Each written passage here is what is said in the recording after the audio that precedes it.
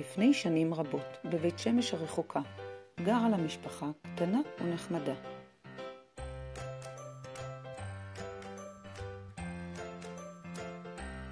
אבא, אמא ועוד שתי בנות, מתוקות, חייכניות, רגועות ושקטות. ישבו אבא ואמא עם הבנות והטילו פצצה.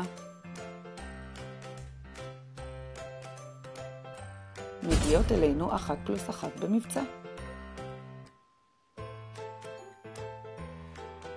זוג תינוקות, בנות תאומות, מתוקות, מקסימות ולגמרי זהות.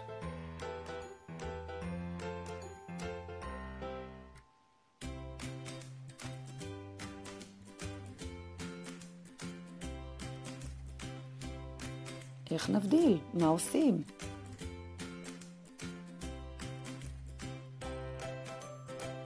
מיד קנו שני מוצצים, ודפנה בירוק, לאלה בסגול. כך חשבו, הסתדר הכל.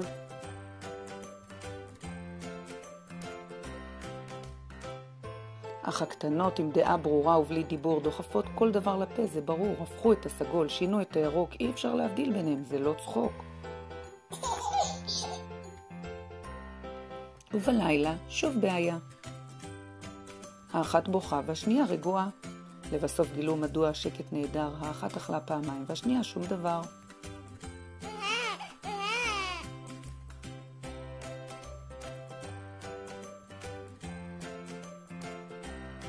ובטיפת חלב מתלהבים מהבנות, גדלות בדיוק באותן המידות, היקף ראש, משקל וגובה בודקים, זהות לגמרי, זה פשוט מדהים. לשתיהן באותו היום בקעה השן הראשונה, ולאחר מספר שנים באותו היום התנדנדה. שתיהן אמרו את אותה המילה ראשונה, אמא. ואז הן ממשיכות לרוץ קדימה. ממשיכות השתיים במרץ לגדול ולצמוח, ואיתן הבלגן, ולהורים נגמר הכוח. ישבו וחשבו ההורים המרוטים, ומצאו פתרון יצירתי ומדהים. החליטו לעזוב את בית שמש ולעבור למודיעין.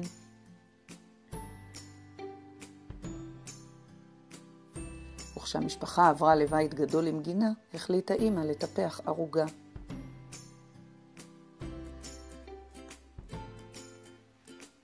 שתלו בגינה מלפפונים, עגבניות ופלפלים. עדרו, השקו והסבו עשבים וגידלו ירקות אורגניים טעימים. יום אחד גילו על השיח מלפפון ענק, והחליטו לשמור אותו לשבת לסלט. ביום שישי יצאו לקטוף בגינה, אך המלפפון עבד, ממש תעלומה. ולא רק הוא, גם אלה נעלמה. בדקו והפכו בבית כל פינה, ולאחר כמה זמן אלה נמצאה, מתחבאת, מאושרת וממש שבעה.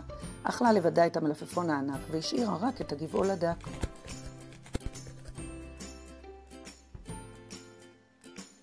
ומה עם דפנה? אתם בטח סקרנים, אז גם אצלה יש עניינים. בבית ספר תלמידה מצטיינת, אבל גם היא מדי פעם מגוונת. ופעם כשמורה שאלה לשמה כשעשתה איזו שטות, ענתה אלה אגסי ו1. במהירות. השנים חלפו, ולמרות שהן דומות חיצונית, כל אחת מהן מפתחת אישיות ייחודית. אלה היא סטייליסטית, מבינה באופנה, עגילים, בגדים ולקים כל היום קונה.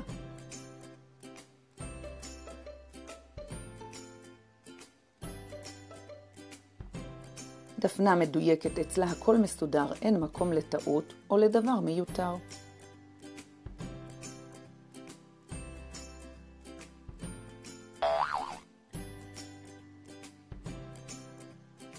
אלה אוהבת כלבים מכל גודל וסוג ומוכנה לטפל בהם בכל הזדמנות, מחכה ליום בו יסכימו הוריה לאמץ כלב או כלבה בהתאם לבקשותיה.